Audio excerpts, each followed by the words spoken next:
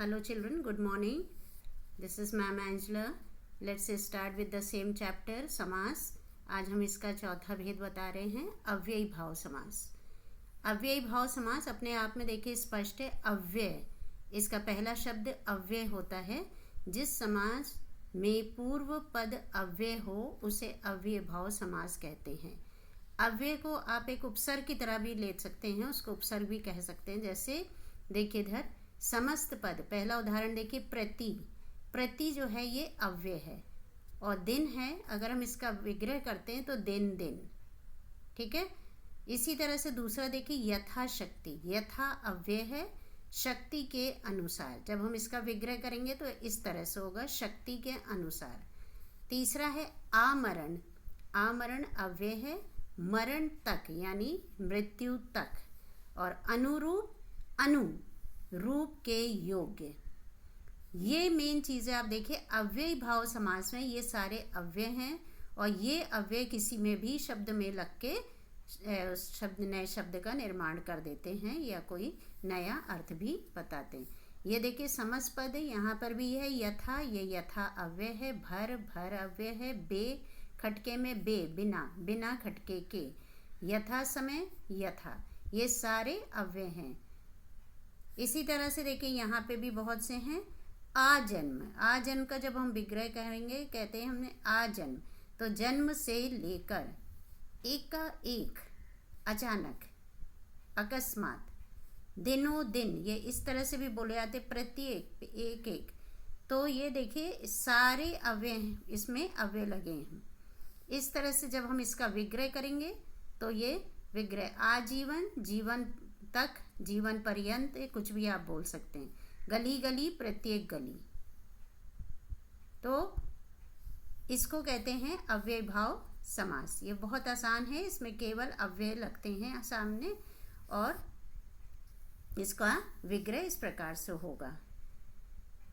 आगे देखिए, अब जो मुख्य बात है वो आपको जब अंतर बताना होता है, विभिन्न समासों में अंतर, द्विगु समास और बहुव्रीहि समास में अंतर बताना है. हमने आपको अभी पढ़ाया था पहले द्विगु समास. द्विगु समास जो होते हैं वो समूहवाची भी होते हैं, संख्यावाचक विशेषण भी होते हैं.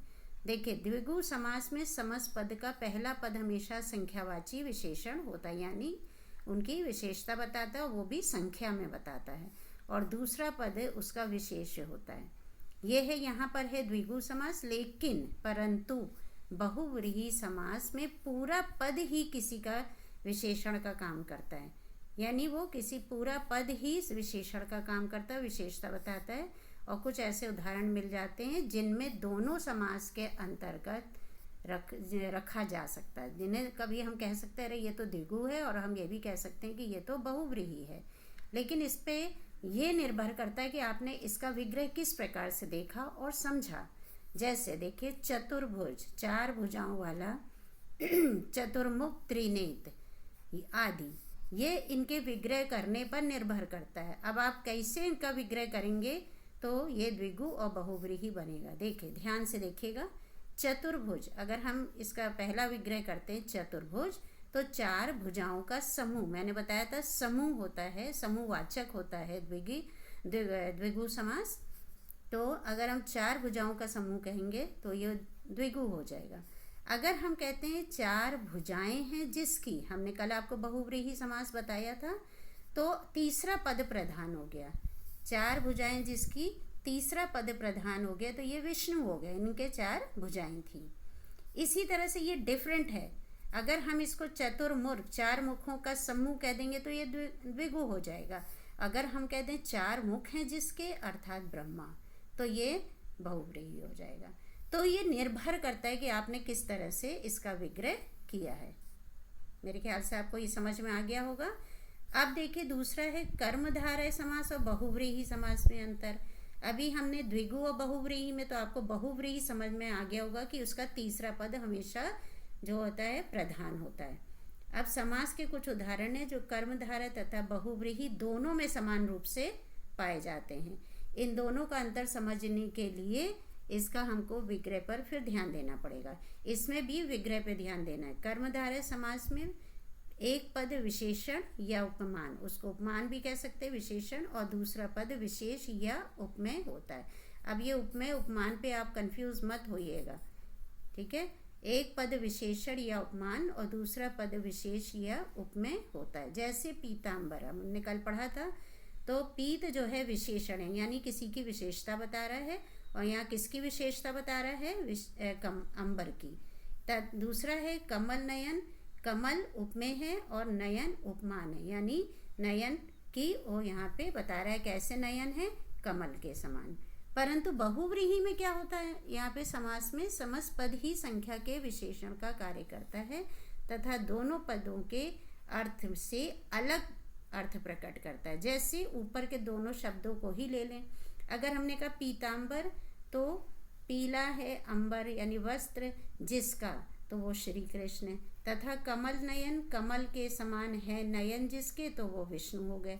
तो अगर हम ऐसा विग्रह भी इसका करेंगे तो ये बहुव्रीहि में हो जाएगा। अतः ध्यान रखिए, जहाँ दोनों में से कोई पद प्रधान नहीं होता तथा दोनों पदों से ही भिन्न तीसरा अर्थ निकले, वहाँ बहुव्रीहि समास होता है। अब देख लीजिए, एक उदाहरण हम जल्दी से बता रहे हैं। दशानन, 10 आनन, आनन मतलब सिर, हमने कल बताया था। अगर हम बस इतना ही लें 10 आनन, तो ये कर्मधारय हैं, यानी 10 मुख। अगर हम कहें 10 मुख हैं जिसके, तो वो तीसरा पद आ गया यहाँ पे, तो ये बहुव्रीहि हो जाएगा। तो कहने का तात्पर्य यह है कि जब तीसरा पद आता है तो वो बहुव्रीहि होता है, और जब हम सीधा सीधा अर्थ निकालते हैं तो वो कर्मधारय में चला जाता है। ठीक है, अब आइए हम नेक्स्ट पेज पे आते हैं। फिर कर्मधारय के साथ हम किसका कर रहे हैं, द्विगु समास का अंतर कर रहे हैं। कर्मधारय समास में समस्त पद का एक पद गुणवाचक विशेषण और दूसरा पद विशेष होता है, परंतु द्विगु में पहला पद संख्यावाचक विशेषण और दूसरा विशेष्य होता है। अब देखिए यहाँ पे कर्मधारय द्विगु का देखिए, परमानंद, परम आनंद, तो ये कर्मधारय हो गया सीधा सीधा। अगर हम कहें चतुर्वर्ण, 4 वर्णों का समूह, तो ये चला गया आपका द्विगु समास। नीला अंबर, हमने कल भी ये बताया था, नीला अंबर, अंबर मतलब नीला आकाश, तो ये कर्मधारय। अगर हम कहें त्रिफला, 3 फलों का समूह, तो ये द्विगु चला जाएगा। हमेशा ये संख्यावाची और समूहवाचक होता है।